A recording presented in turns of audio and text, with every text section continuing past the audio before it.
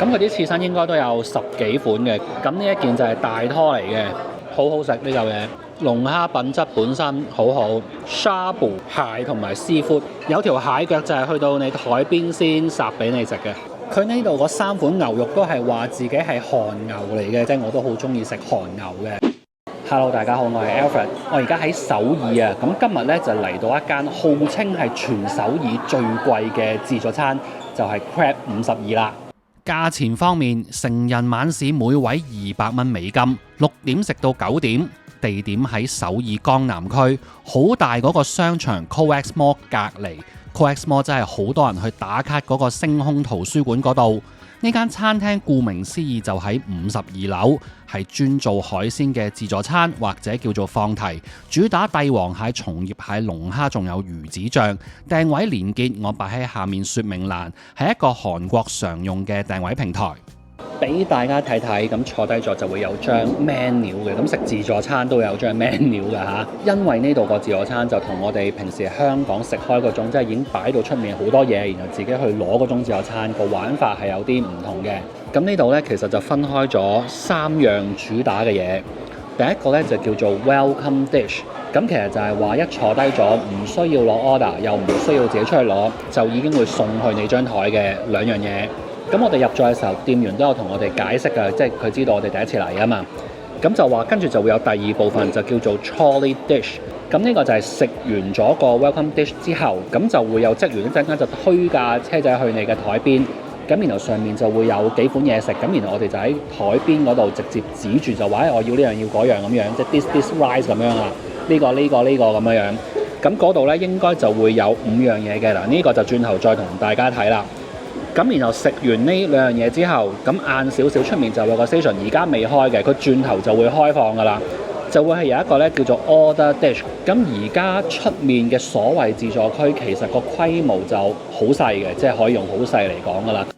首先有個海鮮區，哇，又龍蝦又扇貝又帝王蟹咁，但其實係裝飾嚟嘅。雖然都有得食，但就唔係喺呢度攞，真係排隊可以攞嘅就只有刺身，但款式相當多，部分刺身亦都比較名貴。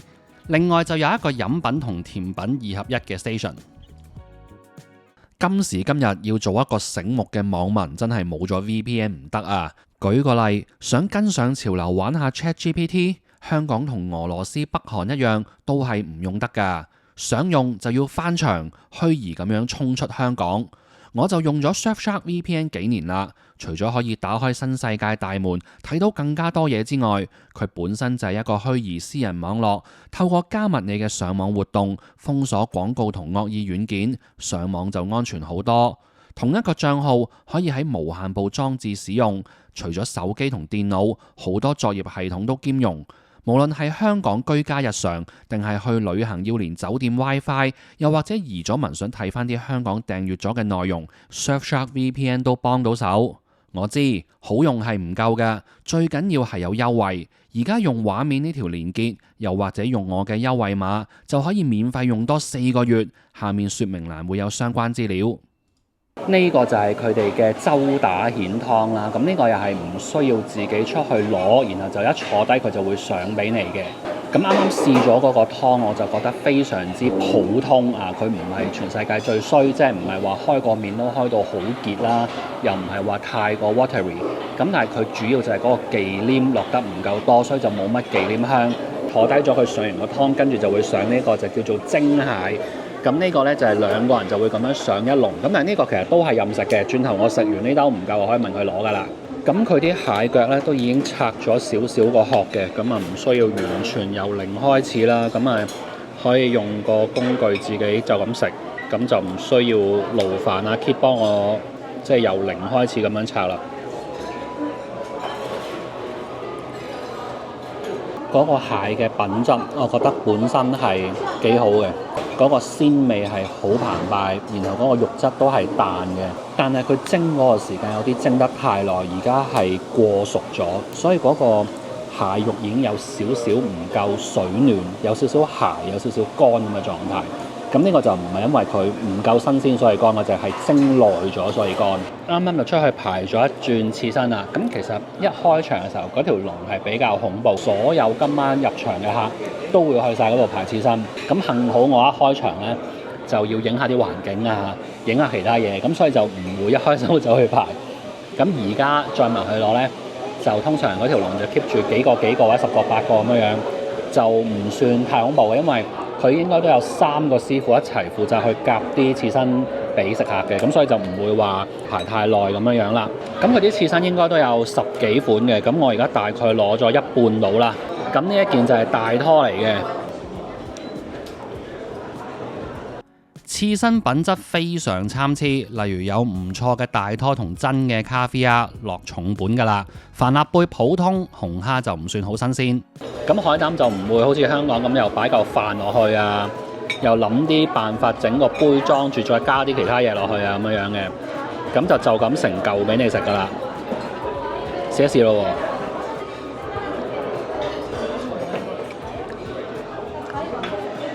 喎！想講粗口。哇！臭到飛天啊！宇宙最臭最劣嘅海膽，哇！唔怪之得可以唔撈啲飯擺喺度任食。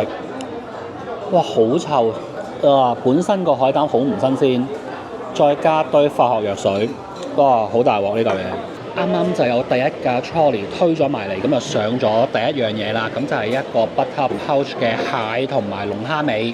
咁就起咗肉，然後幫你擺翻喺個面頭嗰度啊，烚咗先啦。咁烚完之後呢，佢就喺你台邊就會淋翻嗰個牛油汁落去嘅，試試咯喎。嗱，睇樣嗰個龍蝦嘅品質係好好㗎。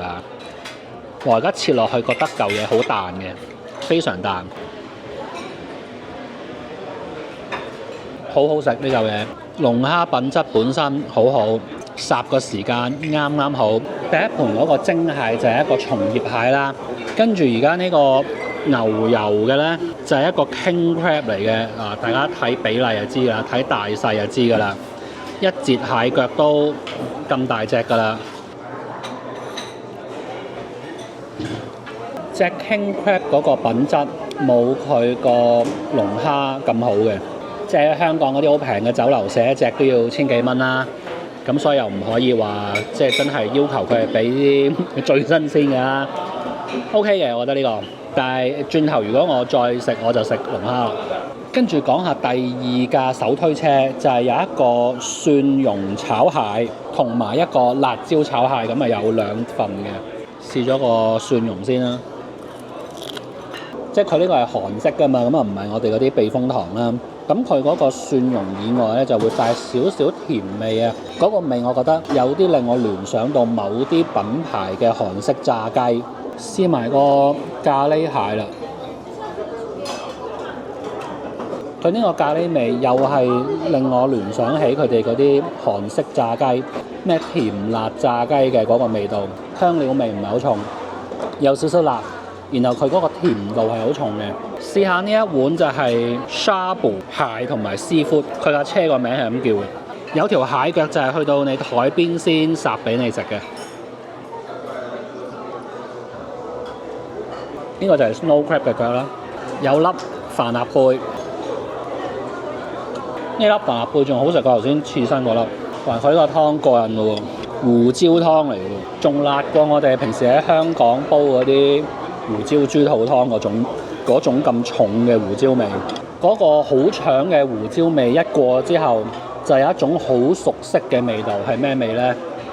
就係平時我哋食出前一丁啲湯底嗰個味粉嘅味，好濃好濃，一種離奇嘅鮮味，即係正常嚟講你噏唔出有一啲食材可以煲個湯出嚟係煲到咁嘅味嘅。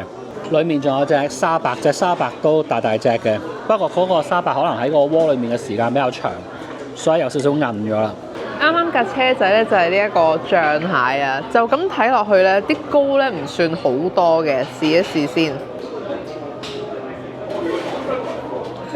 佢呢個咧個醬油咧唔會醃到好鹹嘅，佢呢個飯上面咧仲淋咗啲芝麻油，咁但係佢個蟹蓋咧唔係好多膏啊，所以咧食落咧唔係嗰啲蟹膏好爆棚嗰種，飲品方面咧，如果以我哋香港人去慣啲放題店咧，唔好講自助餐，講放題店，都會覺得呢度係弱少少㗎啦，因為佢主力就係一啲罐裝嘢飲，咁然後有啲水咁樣，咁就選擇係比較少嘅。咁唯一好啲就係見到佢有部即沖嘅咖啡機，韓國人係好中意飲咖啡，嗰個飲用量係非常之大嘅，即係韓國大街小巷全部都係咖啡店㗎嘛，咁所以佢對咖啡嘅要求就比較高，咁所以嚟到呢度咧可以嗌翻幾杯咖啡，如果唔係就淨係得汽水可以飲啦。